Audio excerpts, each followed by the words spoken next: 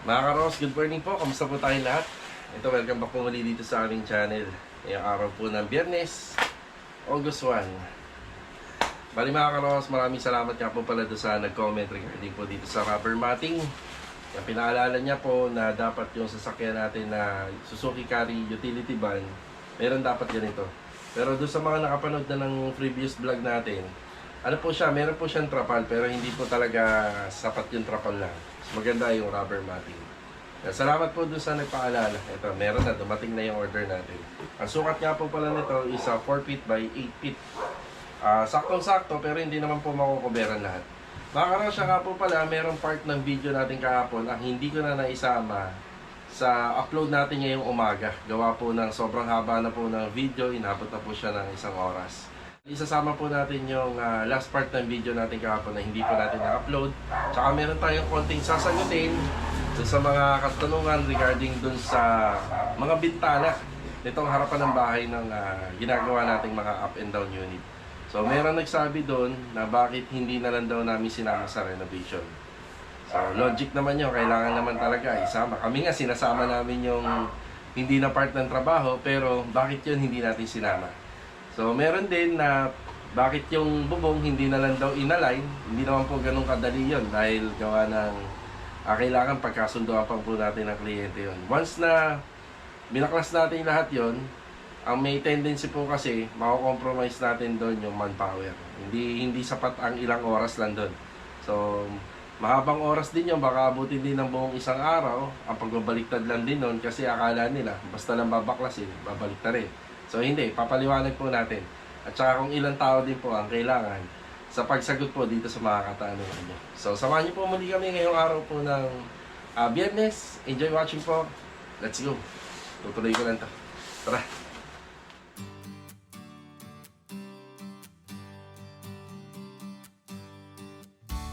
Ayan, okay na po. Hindi man sakto lahat na lagyan, pero malaking tulong na rin po to. Diba? Isa-isa na lang po natin yan na ilalagay uli yung mga gamit natin dito. Okay. Dahil hindi tayo nakapunta ng Anyana, bumalik na lang po tayo rito.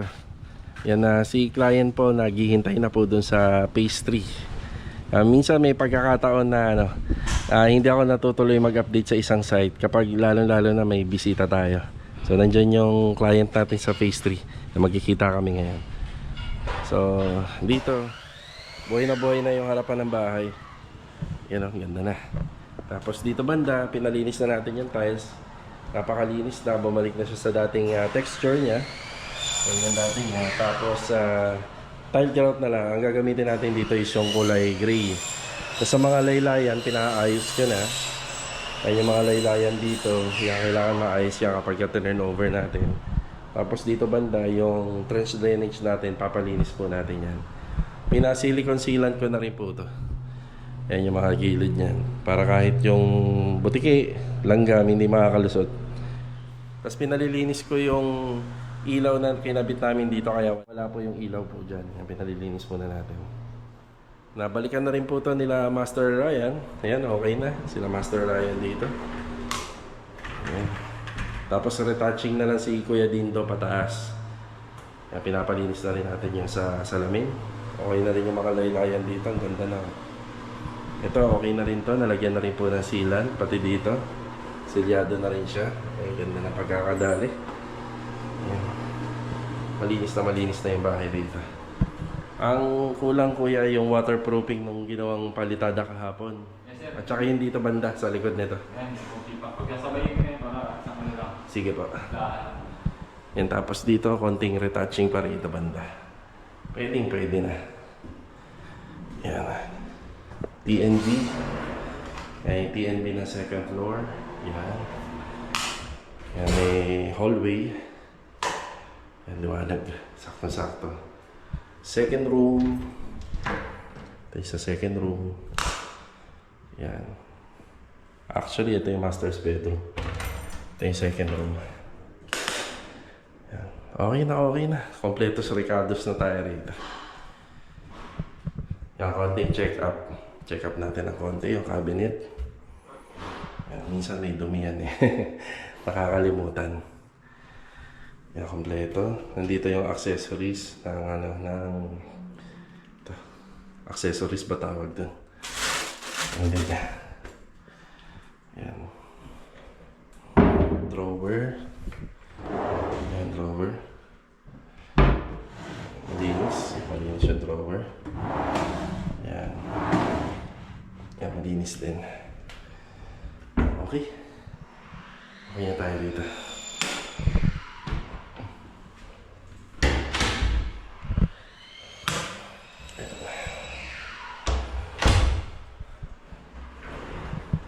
Malapit na natin may turn over tong project natin dito sa Phase 6. Konti-konti na lang.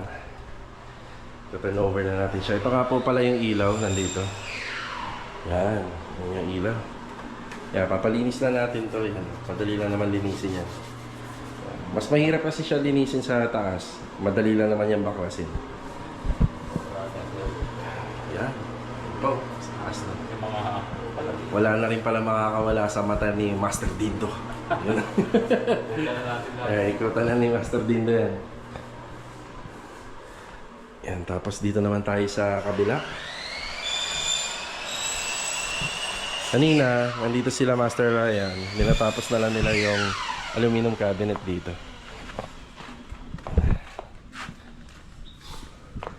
Aluminum cabinet, kung may budget ka, di ito na. Okay. Pare, mahantala. Sige, go.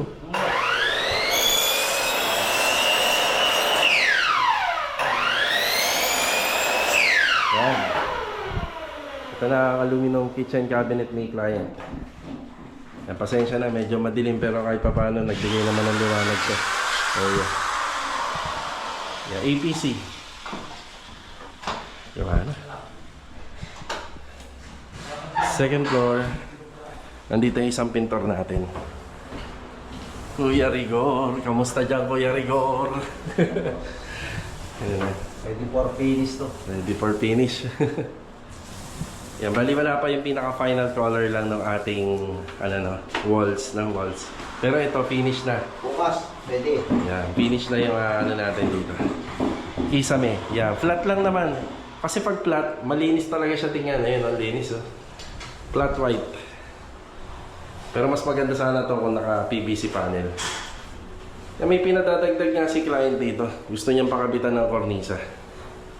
Maganda rin. Tapos kung ano yung kulay ng hampat pinto, yun ang kulay ng kornisa.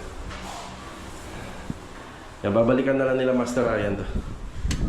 Mga basag na salamin. Yan, pinatrabaho na po natin sa kanila. Nasa phase 3 tayo. Yan, Kuya Boy, good morning po, Kuya Boy. Morning, boss. Morning, Rusty, good morning. Okay, may panambak po tayo rito. So yung panambak po natin, sana mahakot to mamaya.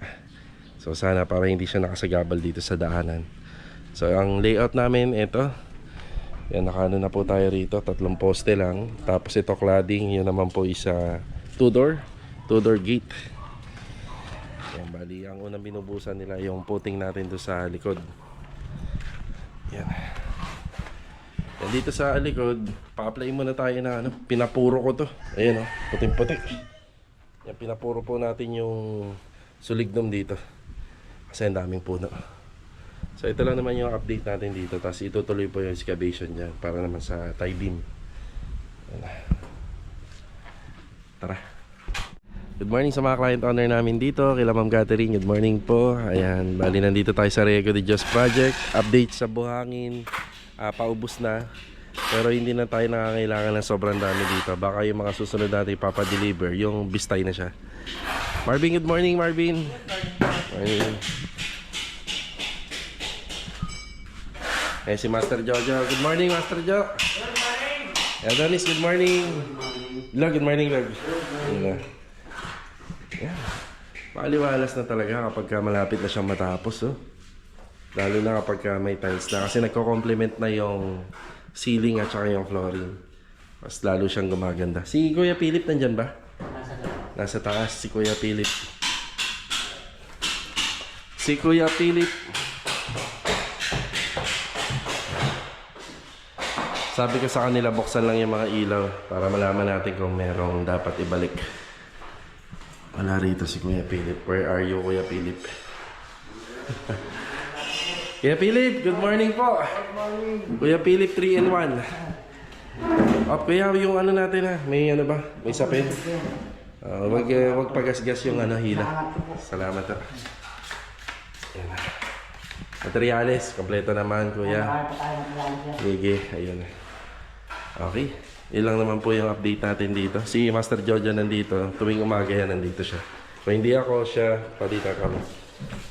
Tutuloy lang yung tiling dito, tsaka yung sa mga preparasyon po ng pintura. Okay, unti-unti na lumilinis. Pagka natapos po yung tiles dito, unti-unti na rin pwedeng ipasok yung mga gamit. Kinausap nila ako, mas magastos daw yung ano eh, yung tao dito binistay. Bali yung isang elf na lang uli ng buhangin. Meron pa kasi kami lalagyan ng tiles dito. Yan, sa harapan na yan. Okay, papadeliver tayo.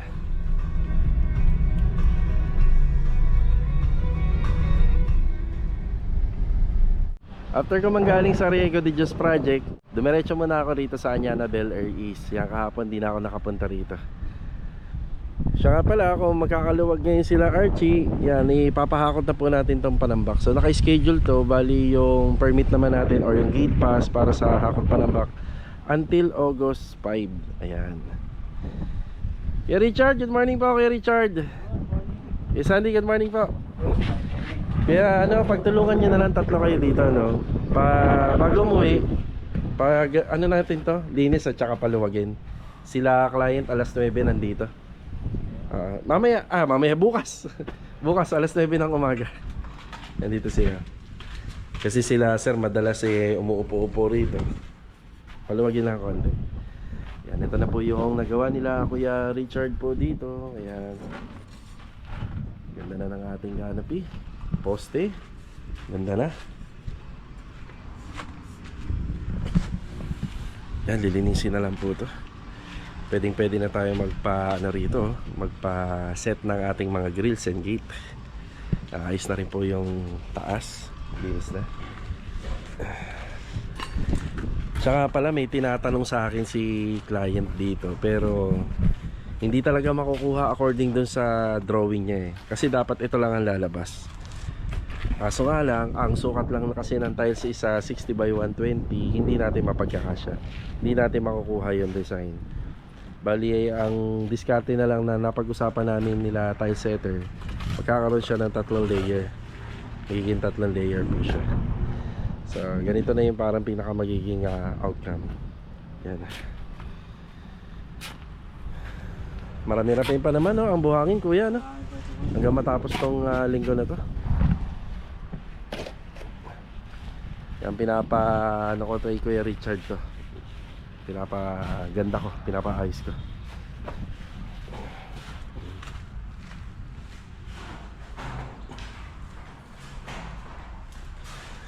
Good morning, good morning. Morning po. Kahapon nandito ka no? Kahapon, yan. Kuya Doming. Eskwalado ba yan dito sa flooring kuya? Ayan, yan. Sige. Yan ang tinatanong natin eh. Lagi sa kanila. Ang reference nga pala nito mga karoseto, pag nag-install na kami ng tiles dito na kami kukuha ng eskwala. Papansian yan. Tapos baka mamaya or bukas po, bumili na ako ng hamba para rito. Kasi panigurado ito naman po ang uumpisahan nila Kuya Doming. Yan ito. Loob. Ihahatid ko na rito yung hamba. Marami pa naman pong dapat umpisahan dito. Yan, natanggal na po nila to. Tanggal na. Diyan na tayo kukuha ng linya para sa mga pailaw natin dito. Then sa linya ng outlet dito na tayo kukuha. Yan, si series line na lang tayo. Tapos baka makaligtaan natin, meron po tayong pipe na papalabasin galing po dito sa PNB kasi wala nang ventilation yung PNB dito sa baba. Yan, magpapalabas po tayo ng pipe dyan para pag nagkaroon ng exhaust fan, may lalabasan at tatagusan yung exhaust fan. Tsaka pala, ang tanging paraan na lang para yung exhaust fan natin ay mapunta sa ere, sa taas, pwedeng ilagay natin dito. Yan, pwede natin ilagay dito, gagawa na lang po natin siya ng paraan para maganda tingnan, or pwede naman po dun sa bubong. Yun, magbubutas tayo. Pero tatanungin natin si client kung saan po siya agree dun sa dalawa. Kasi alam naman natin, pag yung bubong binutasan natin, matakaw sa maintenance. Tapos yung toilet and bathroom naman, kung dito po natin ilalagay yung ventilation niya. So ibig sabihin yung singaw or habang naliligo, yung singaw. So yung pasingawan niya wala doon. Hindi natin ilalagay pasingawan. Yung pasingawan niya, nakaano na po yan, nakaplano na yan noon pa. Pero yung singaw ng buong TNB, pwede nating ipalabas dito.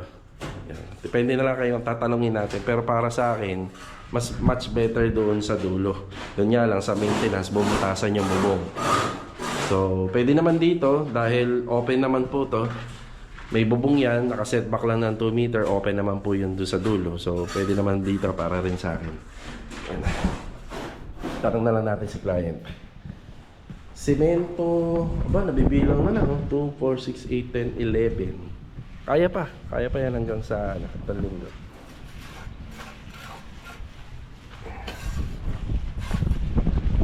Arrigo de Diyos project natin. Arrigo de Diyos project, Anyala Bel Air yan. Anyala Bel Air East. Yan ang update. Okay, good morning sa client owner namin dito sa Phase 5, Sir Jason. Good morning. And good morning din kay kay Ma'am Krishna. Okay, nandito tayo ngayon. Dito ko explain yung ibang comment tungkol dun sa windows. Mamaya dun sa bubong, akit na lang po ako sa bubong namin dun sa bahay.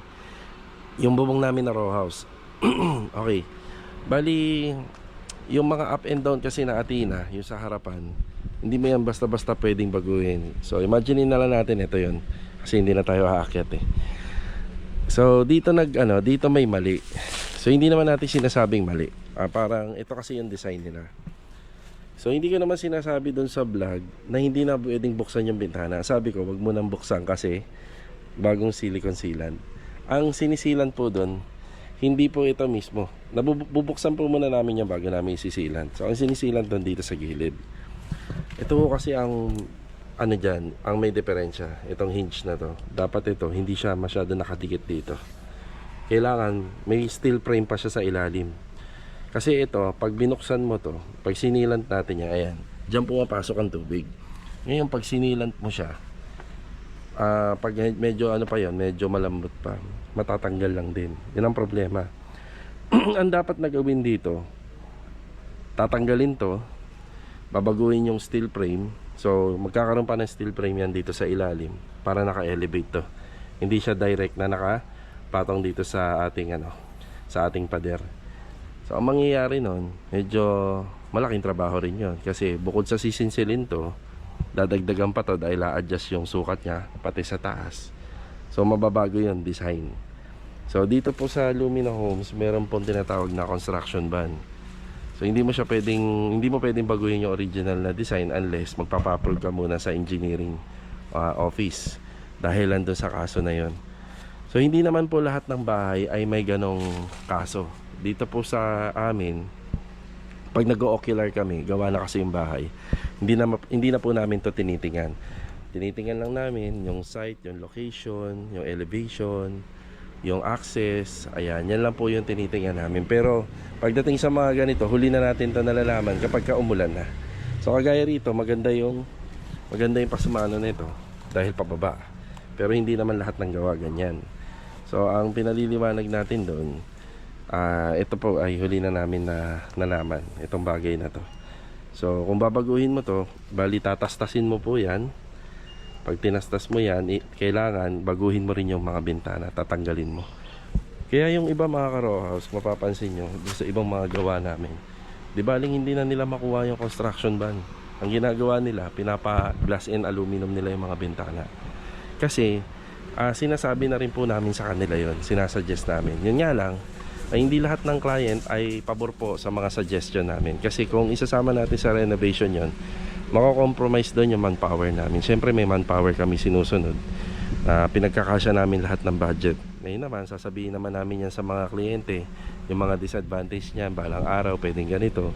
Pero kung mag-i-stick na lang po sila sa Windows at gagawa na lang po ng paraan na hindi po magkaroon ng leak yung mga bintana, so hanggang doon lang tayo. Pero kung gusto nila, yung mga client na nakikilala namin, gusto nilang talagang totally wala magiging problema, medyo idadagdag natin yan sa costing. So ayun yung paliwanag doon. So hindi naman po yan basta-basta ginagawa or sinasama sa trabaho or renovation. Pinagpapaalam po muna natin yan sa mga kliyente natin kung papayag po sila, kasi actually hindi lang manpower or labor yan, pati materials babaguhin. So imagine niyo na lang ngayon, may canopy pa yon.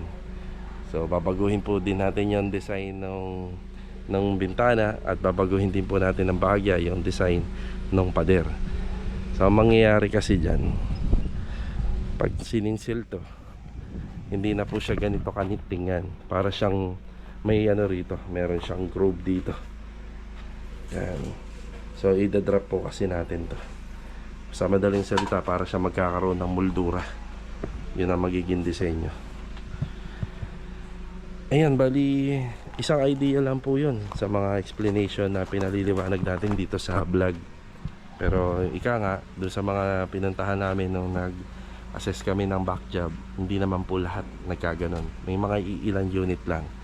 Kasi yung iba, ayos yung pagkakagawa. Yung iba talagang pabalik po kasi yung tubig, pabalik po doon sa loob ng bahay. So yung klibi po kasi pabalik po doon sa ibang bahay. So syempre, tapos na yung renovation natin. Yan, ang tangi na lang natin pwedeng gawin is isilant na lang po. At effective naman. Wala naman pong kaso. Nasa part naman ng window, hindi naman po siya laging pamamahaya ng tubig dahil mga ilang oras or minuto lang natutuyo po agad yung area. Yan.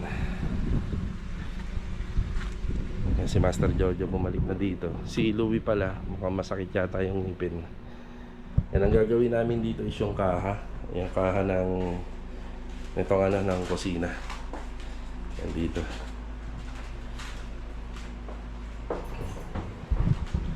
So ganito lang yan. So dito wala tayong kaso sa ibabaw kasi mayroong canopy.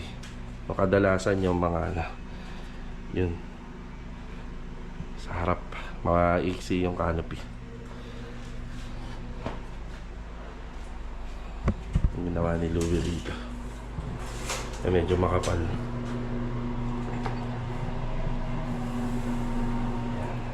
Tsaka po pala dito po sa pagbablog ay binablog po natin talaga sa reality kung ano talaga yung nangyayari at wala tayong tinatago. Minsan sa paggawa ng video may mga ilang viewers din talaga na makakapuna. Kasama na po talaga yan sa pagiging vlogger. Makakapuna, makikita nila yung mali. Yan, mahahanap nila yung butas dun sa vlog mo kung ano yung makikita nilang mali. Yan, natural yon. Pero ang advantage nun, syempre, nagkakaroon po kami ng idea pa para mapaayos pa namin yung aming trabaho. Inuulit ko lang, hindi po tayo basta-basta pwedeng gumalaw. Nagmamalasakit tayo dun sa mga bahay na ginagawa natin. Pero kapag sobrang hirap na at lagpas na po siya sa costing, yan, kailangan po natin pagkasunduan ng kliyente. Sa kanila na lang kung okay sa kanila at mag-a-agree sa kanila. Siyempre kasi pinapaliwanag din po natin kung magkano ang magiging additional cost regarding doon sa mga priority na kailangan gawin. Kasi mas inuuna nila yung unang napagkasunduan.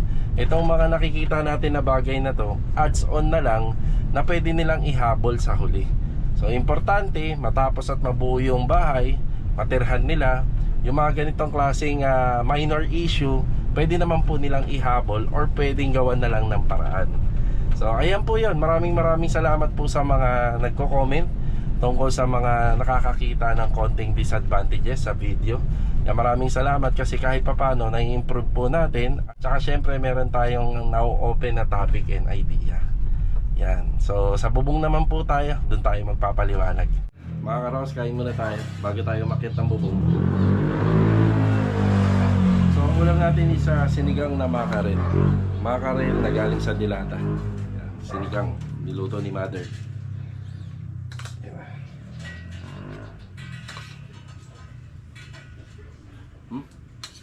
Opa. Pwede pala yun, no? Sinigang na makarel. Yan, shoutout po kay Mike My Word. Yan. Yung ginawa daw namin na wall cladding. Ano daw yung pwedeng grout na pwedeng ilagay doon. Pwede naman po doon yung tile grout, ordinary na tile grout. Or pwedeng cement grout. Pero Mamasilyahan po kasi namin yan ng wall putty na meron pong patching compound. Tapos pipinturahan po namin siya ng Acrytex primer. Then ang gusto ni client kasi doon yung lining ng color black. Yan po yun. Shoutout po sa Inocencio family, Lorian family, Corrales family at Gabara family ng West Rembo, Taguig. Yan, God bless po sa inyo. Shoutout na rin kay Sir Paul Andrew Consiberon. Yan, God bless. Ingat palagi. Tutuloy ko lang yung pagkain. Kain po tayo dyan.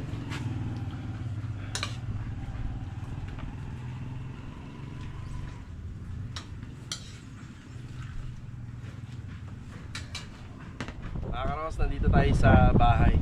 So ito yung bahay namin. May pintura ng pula. Tapos ito naman yung bahay na bakante. Bali nakapwesto tayo dito sa may row house. May kami tayong i-discuss dito.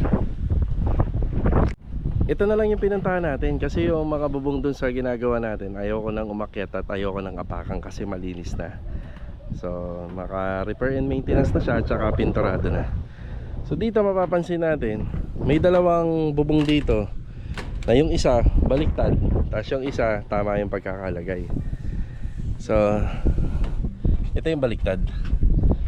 Ito kasi ang silbi po nito, yan, bali sa tibay po kasi dapat ito nakapailalim para yung susunod na joint ng ating long span matibay yung pagkaka-install niya.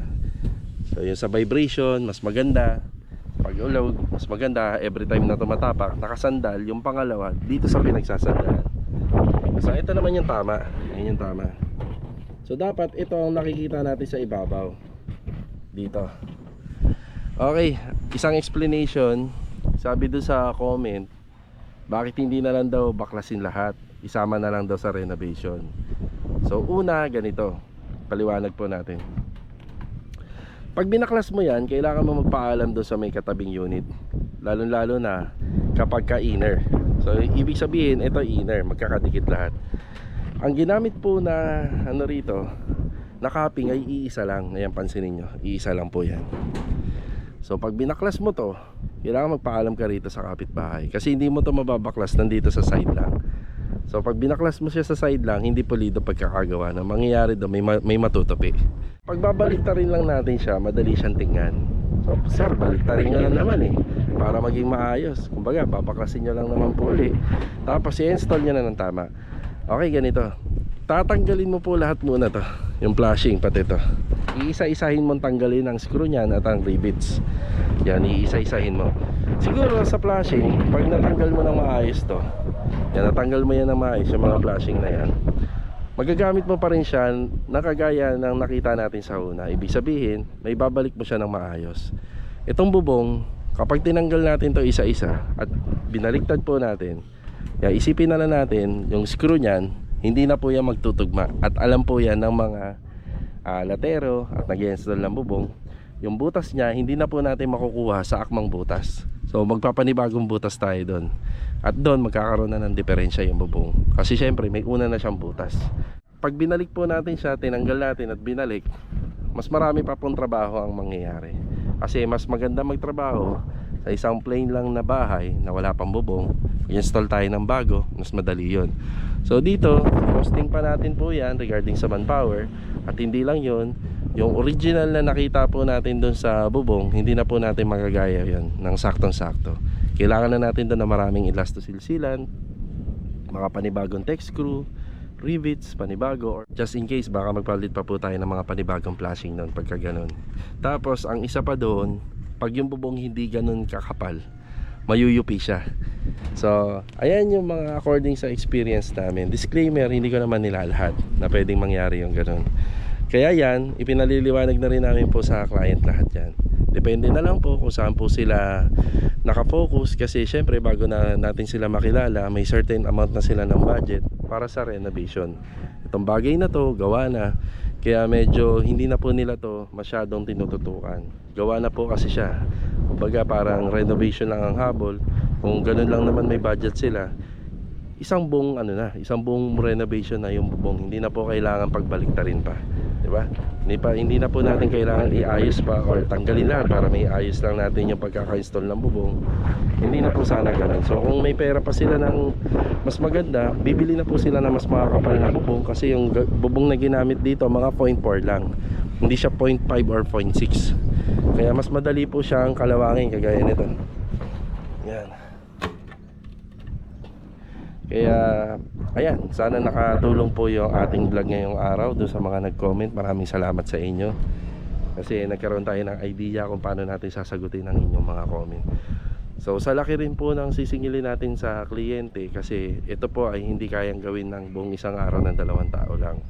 Lalo na kapag nasa second floor area, kailangan natin ng at least 4 to 5 na tao para gawin po to ng mabilisan, di ba? So nga pala mga karohas, doon pa lang sa pagkakasunduan natin ng client, kailangan unang ginagawa yung bubong. Kung kinakailangan una, kasi kapag natapos na yung renovation, maayos na, tsaka nag-decide lang yung kliyente na ipaayos, ipagawa, tapos biglang umulan ng malakas habang binabaklas, kagaya ng panahon ngayon, kailangan nasa ayon din tayo sa panahon. Kasi mahirap na kapag open yung bahay, gawang-gawa, biglang umulan, so mababasa lahat ng kisame. So kailangan gagawin din yun sa maayos na panahon. Bubong naman, kung ano yung mapagkakasunduan natin ng mga kliyente, kung ano yung condition ng bubong, kung okay pa, iso-survive na lang or i-repair na lang yung maintenance. Pero kung kailangan na i-renovate, nasa pag-uusap po yan ng contractor at ng kliyente. Ayan. So tayo, wala tayong tinatago dito sa video. Kung ano man yung naabutan natin or makita natin, gagawa natin ng paraan at bibigyan natin ng explanation. So yun ang habol natin dito sa vlog. So kung ano man yung na-comment po ng iba patungkol dun sa video kahapon, bali ayan po yung sagot natin. Bali nagdedepende po kami kay client. Baka naman po kasi ginawa namin tapos hindi tayo bayaran ng kliyente, di ba? Kailangan pagkakasunduan po muna yung mga bagay na yun. At yun naman ay sinasabi natin sa kanila at hindi tayo nagkukulang sa kanila regarding dun sa bagay na yun. So pinapaliwanag natin na mabuti. Yun nga lang, ano ang priority nila? Matapos yung bahay, kasi yun lang yung kaya ng budget nila, or isasama po natin yung ibang part pa na kailangan ayusin. Pero madadaan naman po sa pagdi-DIY, madadaan naman po sa konting repair. So alin doon. So sana makatulong ang ating mga nasabi ngayong araw na to. Ay, sarap ng hangin dito sa bandang bubong. Yun o. Sana nga wag mo na mag-uulan-ulan. Bale ito mga karos, kita-kita na lang po ulit tayo for the next video. God bless po sa ating lahat. Ito paalam po muna. Let's go. Tara.